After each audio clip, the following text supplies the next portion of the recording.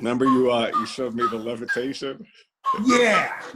You said Muhammad Ali taught it to you. Every time I see him doing a magic trick, he had the fake thumb. I caught him with the fake thumb, but I didn't want to show him that I caught him.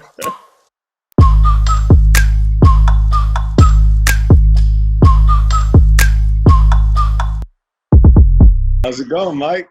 Oh, brother, good seeing you, man. Yeah, how you doing, man? I'm telling you, it's good to be out here in the West Coast. It's crazy out there. Yeah, I'm sorry. Last time we tried to do this, New York is crazy, huh? Yeah, I'm West Coast as well right now, but yeah, New York is just, it's so many people in such a small space. It's unlike anything that we've ever seen.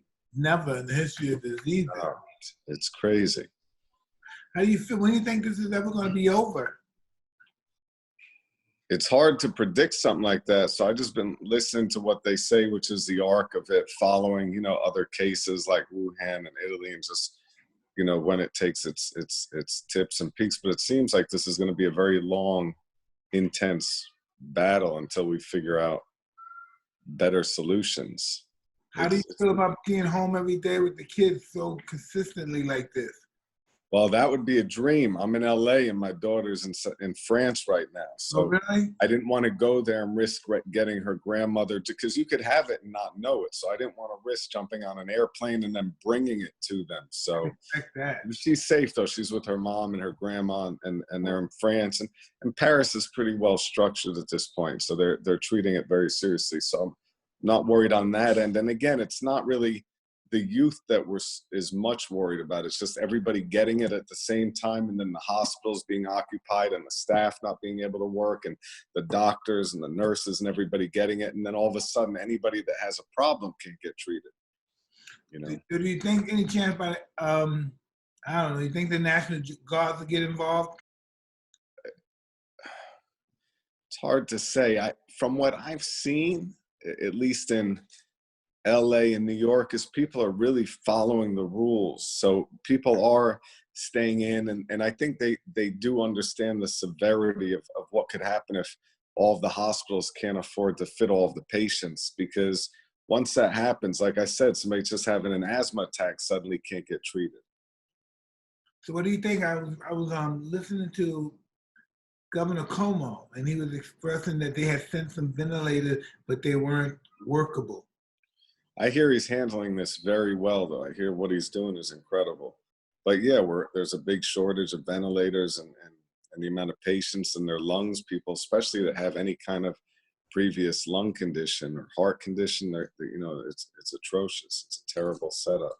And it's like, it's just so, and I've been talking to hospital staff and doing magic to kids during all this. So I've been getting on FaceTime doing magic to all the people to give them just a little distraction. But the masks, they have to wear the same mask throughout the whole day, sometimes throughout the whole week, and they're exposed to every single patient that has corona. So it's tough, Yeah, I can dig it.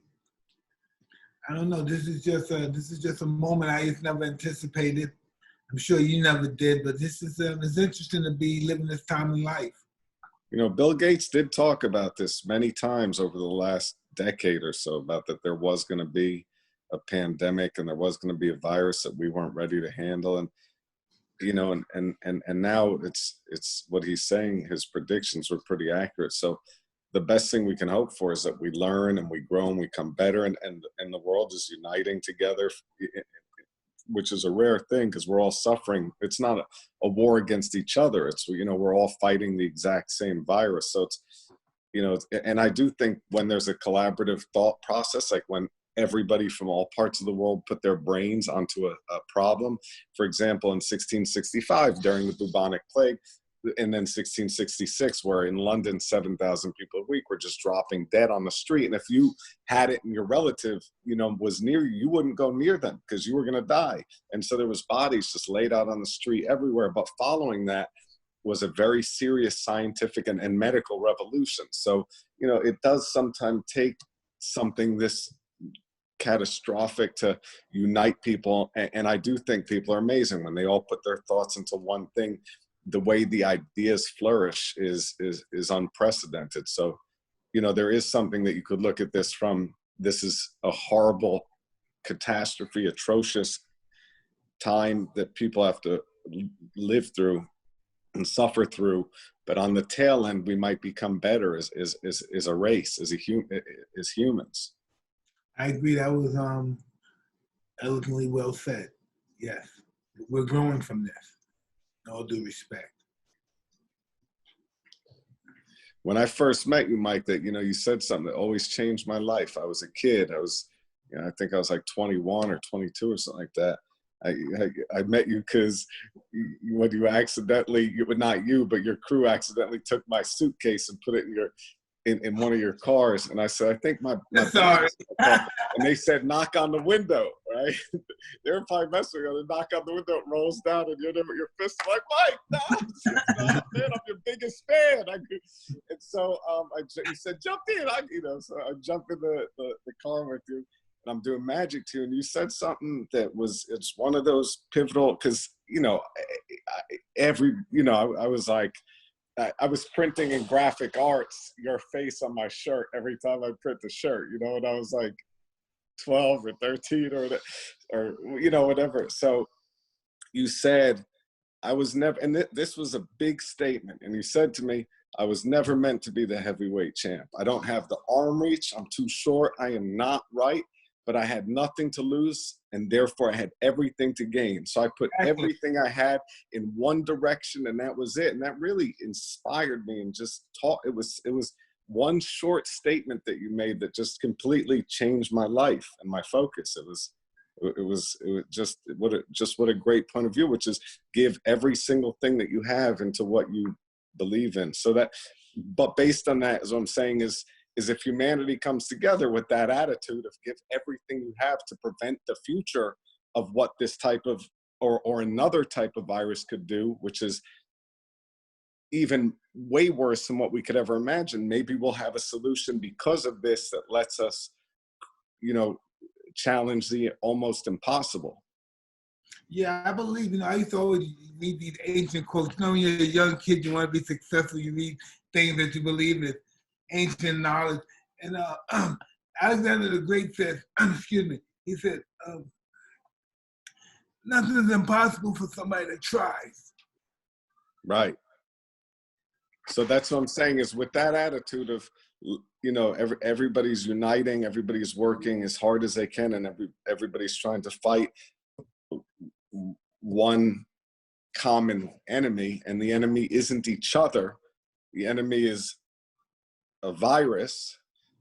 That might help us really plan for not just this, but what might happen in the next decade or in the next 20 years or whenever. Well, we hope humanity learns from history. We learn from history that we don't ever learn from history, but hopefully we will one day. Yeah. Remember you showed me the levitation? Yeah. You said Muhammad Ali taught it to you. Yeah, he did. Remember when I was showing you that stuff? Every time I see him, he's doing a magic trick. He had the fake thumb. I caught him with the fake thumb, but I didn't want to show him that I caught him. He had the fake thumb. So what do you got? You got one of your little tricks with you? You don't have a deck of cards there, do you? Listen, I got a deck too. What can I do? Oh, you have a deck? Yeah. All right, so do this. Hold on. Mike, take a little group of cards. Don't let me see anything. Don't show me, and just put them on the table in front of you. Just a little group. Okay. Don't let me see your cards. I won't. All right, what I want you to do, Mike, is I want you to just look at the top card of the pile that's on the table, the little pile. Just look at the top card. Peek at it. I'm looking at the card, the first card on top, right? Yeah. Yes, I saw it. So leave it face down. Okay. You agree there's no way I can know what your card is, right? It's impossible, right? Man, you'd be a god if you knew. Give it a good shuffle, like that. All right, I got this shit. You want to watch it? Yeah. Yeah, there you go. That's fine. That's good as long as it's mixed. It's good. Okay. Imagine this one is the card that you thought of. Imagine this is your card. All right. See it right here. That's my... I ain't fucking with you.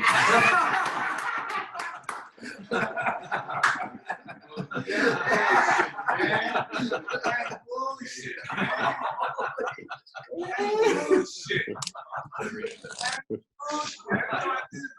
Bullshit, man. All right, now, how did you know that was my car?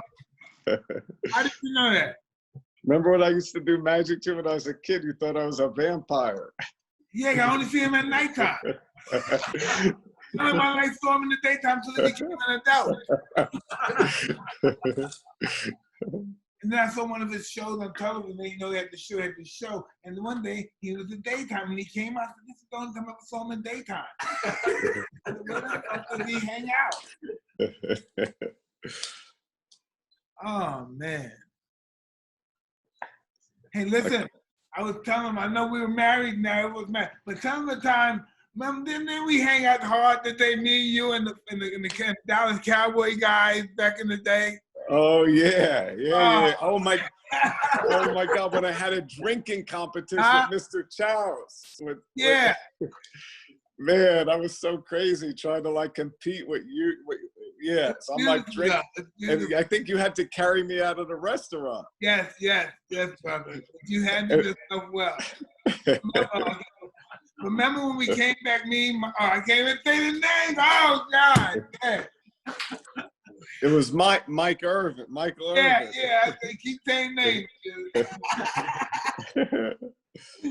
So Mike, you worked with Ratso, who wrote your book. Yeah, too. that was my man. Ratso's my man. Yeah. And so you're staying. You guys are all staying safe and staying away from here, man. Thank God, man. We're out here and not in the East Coast in New York. Thank God. Yeah, so I think when this all passes, I would love to be able to do magic and get back out there, and in the meantime, it's like I think anything that that could be done to let the people that are in the front lines, let them know how much we all appreciate what they're doing, because it's it's just crazy. Hey, listen, they always have those are the ones who are sacrificing for us. Yeah. They're really doing an amazing job of sacrificing for us. Yeah. So in return, we have to do something in return. Yeah. But I really do feel like this is like one of those moments where as terrible and as difficult and as horrible as what everything has happened, I do feel like the world will change in the sense that I believe that the world will come together and be even stronger and better. I think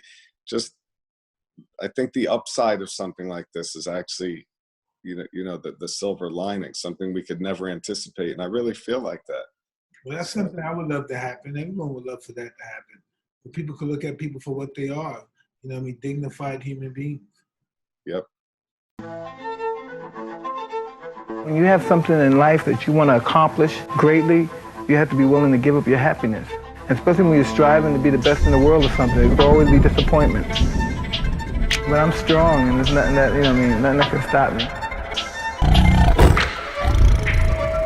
Whatever comes at me, I'm just going to put my head up and face it.